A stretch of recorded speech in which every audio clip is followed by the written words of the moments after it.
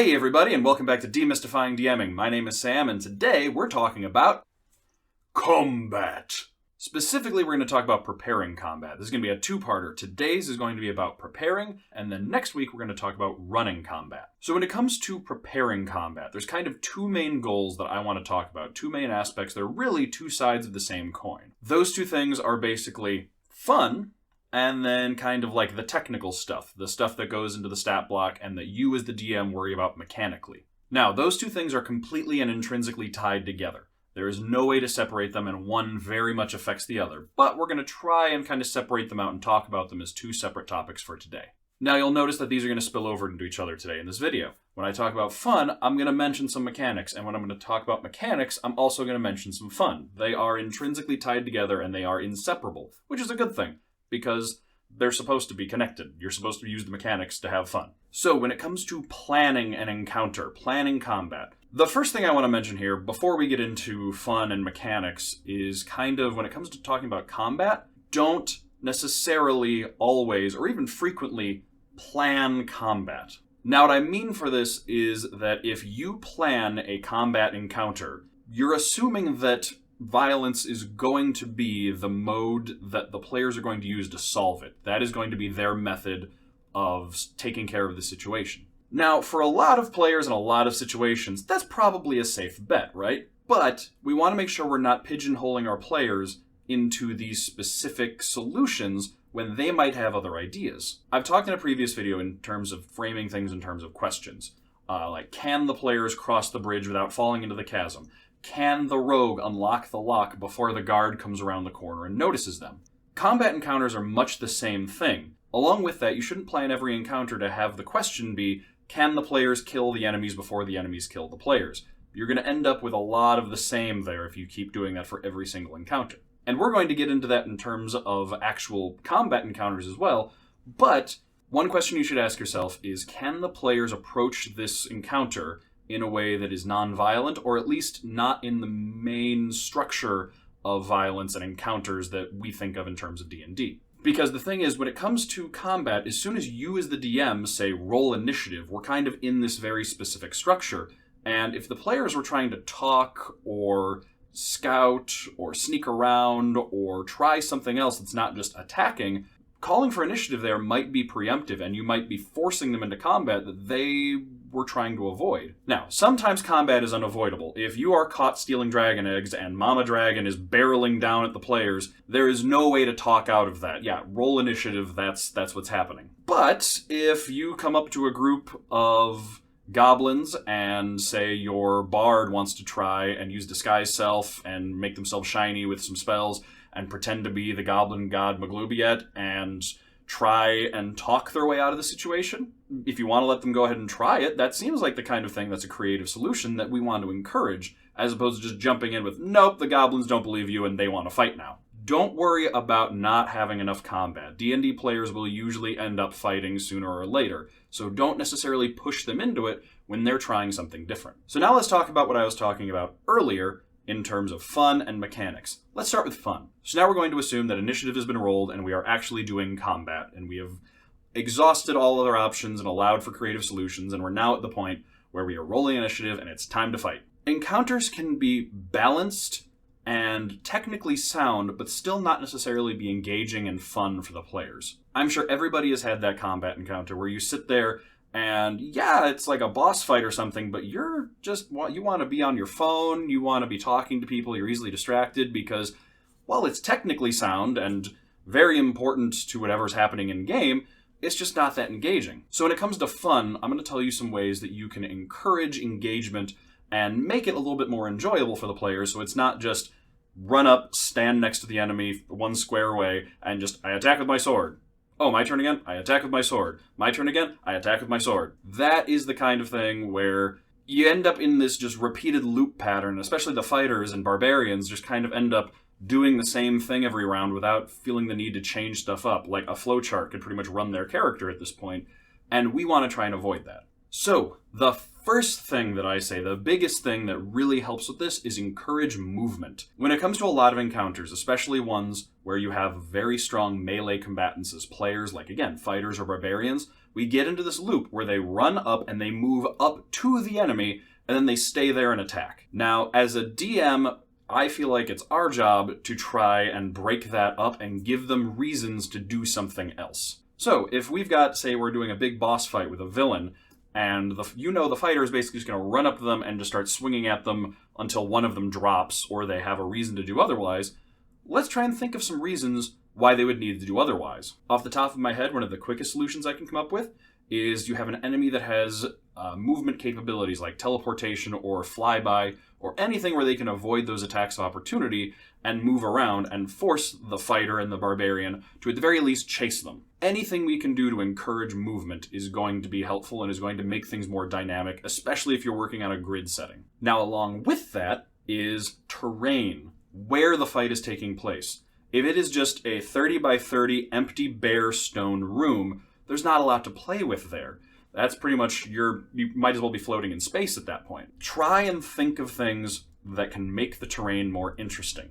One of the biggest ones is height. If you're fighting on top of a building, suddenly the edges of that building become hazards and things that we can play with. Or if we're inside a building, you can consider a situation where we've got multiple floors and balconies looking down over things and archers up on those shooting down, and the players have to get up to there.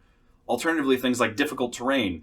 There's sand or rocks, tripping hazards, tangled vines, things that make it so that the straight path is not necessarily going to be the quickest, and they have to take a more roundabout way to get somewhere, otherwise they're going to end up getting tangled up in this difficult terrain. On top of that, we can even then add in environmental hazards, things that are capable of doing damage to the players if they step on them.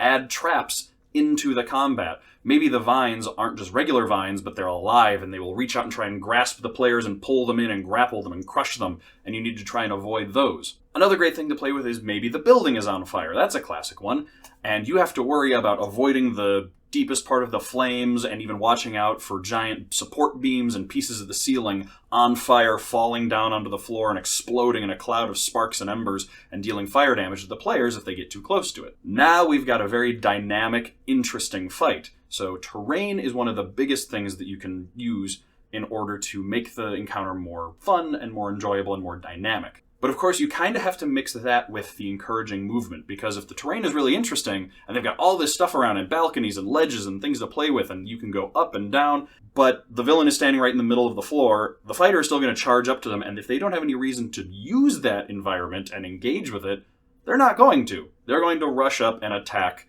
that villain. So give them a reason to move, and then make where they're moving interesting. Then we can also give the flip side of this, things for the players to mess with for their benefit. In a previous video, I talked about a chandelier that you can drop on an enemy. We can also have things where maybe the archer, your ranger, can get up to a higher vantage point and get a better point of view on the entire battlefield, and it's harder for them to get attacked up there. Maybe your wizard could benefit from that too. Anything you can push over, knock over onto enemies to deal damage and take advantage of your environment, or push them into like spike pits that you've noticed, and then aha, now that the players have noticed them, they can take the goblins and push them into the spike pit and do way more damage just by taking the shove action. This encourages them to be creative and mess with their surroundings and have fun. The only thing, and I mentioned this in a previous video, is that you want to make sure that engaging with the environment is more effective than whatever they would be doing on their turn. When I say that, I basically mean anything they would be doing on their turn that doesn't expend resources. So, for example, if the fighter stands there and action surges and takes like 6 attacks in one round, that's going to be a very, very effective thing, but they can only do that like once or twice a day. So maybe there's a giant statue that the fighter could run over and make a check to push over onto the enemy that would do almost as much damage as a full action surge. Now they can do that, and it doesn't expend resources, so that's an appealing course of action. But if it did less damage than they can do in one round just normally, well, then why would I do that? Because there's a risk of it not working. And yeah, some more experienced players or some players that want to engage with the environment might go for that. But for the most part, the ones that are thinking tactically are going to say, no, I'm going to stick with my better option, which is just attacking. Make it an appealing option. Another thing that I kind of touched on earlier is a variety of objectives. Players will take different tactics to approach different objectives. If the objective is just wipe out all of the enemies and kill everything, yeah, they're gonna take your very standard run up and attack and try and just do as much damage as possible kind of tactics. But again, if we think about those questions, that's a very specific question. That's, can the players kill the enemies before the enemies kill them? We can mess with either side of that, because generally when it comes to these questions, you want to have two parts. Can the players do X before Y happens, or to prevent Y happening? There's usually two sides here. There's basically the goal of your players and the goal of their enemies. And kind of you can also think of that as the favorable outcome and the unfavorable outcome. We can mess with both sides of that and make more interesting encounters. What if, instead of can the players kill everything before the enemies kill them, it's can the players survive for 6 rounds before everything kills them? Now, what that tells us is that the players cannot kill their way out of this. They can't just kill everything. They're going to have to just figure out a way to survive for 6 rounds while hordes and hordes of enemies show up. Let them know what the timer is, let them know how long they need to survive for, and basically lay out the rules for them. Lay out, this is the scenario you're in. You need to manage to survive and hang on for this amount of time, and we can even count down the rounds. That is going to be a very, very different encounter. They're going to take different tactics, they're going to make different use of the environment than if they're just trying to kill everything, because killing things doesn't necessarily help them in this scenario, because if they just keep on coming, say there's just hordes and hordes of goblins pouring in through all of the entrances, yeah, attacking some things to get them away and clear a space might be beneficial, but they're going to be trying to keep the enemies away from them more than they're going to be trying to kill them. Another thing that you can mess with is the other side, again, the unfavorable circumstance. Can the players defeat the enemies before the enemies manage to steal the artifact? Now we've got a MacGuffin, now we've got a specific focal point that the players are going to be focusing on and trying to keep from getting taken. Yeah, in a general encounter where you're trying to just kill everything, there's no particular order. You might go in order of what's most dangerous. They might have their own particular tactics, whatever. But if we've got the artifact, the important thing that they're trying to protect, and it's on the other side of the room, just because the most desirable enemy for them to attack is right next to them, they might need to ignore that and put that off for a bit if Minion Guy is on the other side of the room grabbing the artifact and making a run for it. It changes up their priorities. Think about these things. What are some positive outcomes for the players that they can have? What are some positive endings other than just they kill everything that you could go for? And what are some negative outcomes, some things they want to prevent that could be sort of the desirable outcome for their antagonists? Now, messing with these things, you can get into all kind of fun stuff, and I really encourage you to think very outside the box when it comes to encounter setup. One of my favorite encounters that I've ever run took place on an old rickety sailing ship that had ended up on top of a mountain, and then the players were on it, basically sailing it down the mountain in an avalanche, while a bunch of hobgoblins rode bulettes, diving through the snow like sharks and coming up and attacking their ship as it went down. And they both had to fight the enemies off, as well as try to manage and steer their way down this mountain and not get smashed to smithereens from running into rocks, with things like the steering chain started off broken and other stuff that they needed to try and work with and repair on the ship during the combat. That adds a lot of things that are very dynamic in the fight that changes their focus and pulls their attention in other directions. And of course, fun monster abilities. Look through monsters and see, ooh, that's an interesting thing they can do. That's a lot of fun. That's going to encourage movement, or that's going to be some interesting thing that this monster can do that's not just dealing damage. Look for those things and really lean into them. It's okay for an encounter to feel gimmicky, because for the players, it's just that one encounter. If every encounter kind of has a gimmick, that's a good place to be. So that's the fun side of things. So now let's talk about the sort of nitty-gritty nuts and bolts technical side of things that you can use to support that fun. The biggest thing that you as a DM need to worry about when it comes to running encounters and combat is something called the action economy. The action economy is basically how many times do the players get to do things and how many times do their enemies get to do things. That right there is the most important part of planning and running encounters. If you've been running D&D for a bit, you may have noticed that despite the fact that you put the players up against a big boss monster that seemed like it should have been very difficult and over-leveled for them, they wiped the floor with it. And you're not quite sure what happened. Here's what happened. The action economy happened. One boss monster that gets 1 or maybe 2 attacks per round can't really stand up to 4 or 5 adventurers that each get 1, maybe even 2 attacks per round if you're considering bonus actions, because that's way more. That's 1 and 2 versus like 4 to 8. That is a way bigger disparity. That one enemy can only focus on like one player at a time and really only target them. And then one of the player actions can basically use healing, which can completely negate that one action of damage. Or even 2 actions can be taken healing, while 2 other minimum actions can be spent doing damage.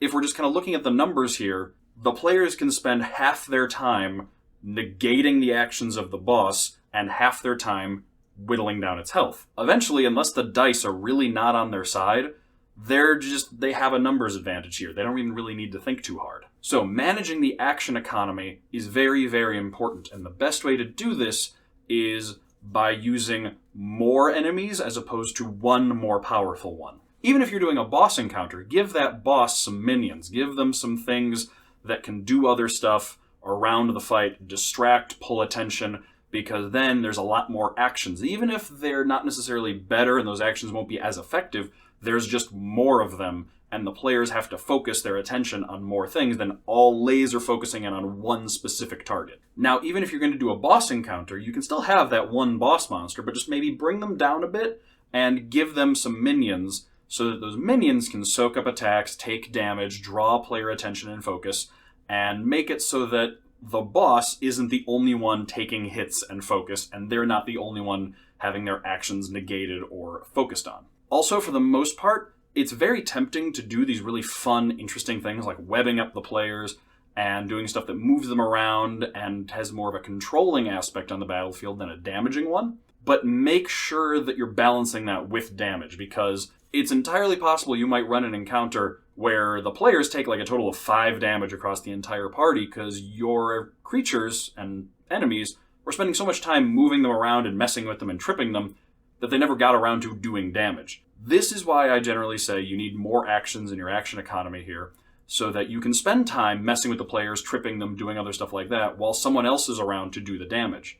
A single boss enemy cannot focus on all of these things at once, and you're either going to end up not posing a threat because you're just annoying them, you're not damaging them, or you're just going to focus on doing as much damage as possible and not having as much fun. And especially in 5th edition, one thing you want to focus on is more options, not bigger numbers.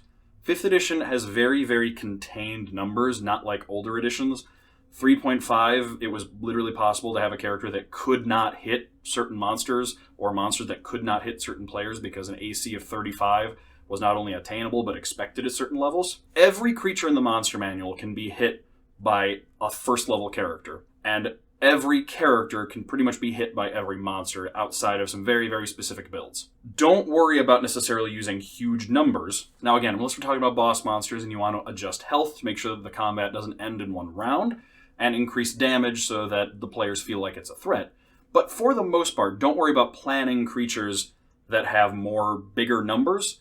Focus on planning things that just can do more interesting things, because that's going to add to that fun aspect we were talking about earlier. Back to that fun aspect we talked about earlier of encouraging movement. One really great way to do that is to give your enemies mobility.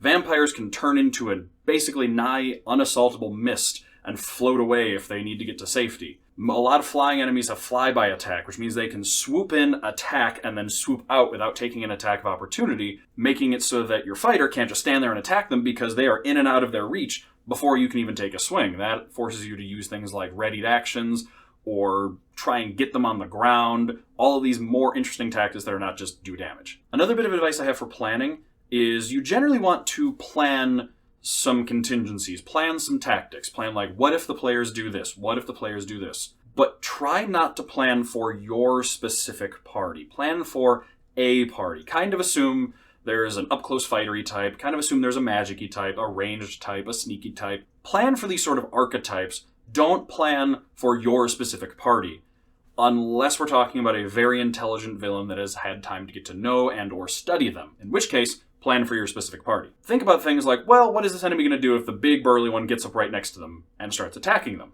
What are they going to do if they're being attacked at range? Kind of plan out contingencies so you don't find yourself stuck in the moment and going, oh no, yeah, this was going to be a fun encounter, except now the barbarian is adjacent to them, and now it's basically over. Plan for that. Come up with ideas. And when it comes to intelligent creatures or sentient creatures, try and come up with tactics that they could use that would be useful through the knowledge they have in-game.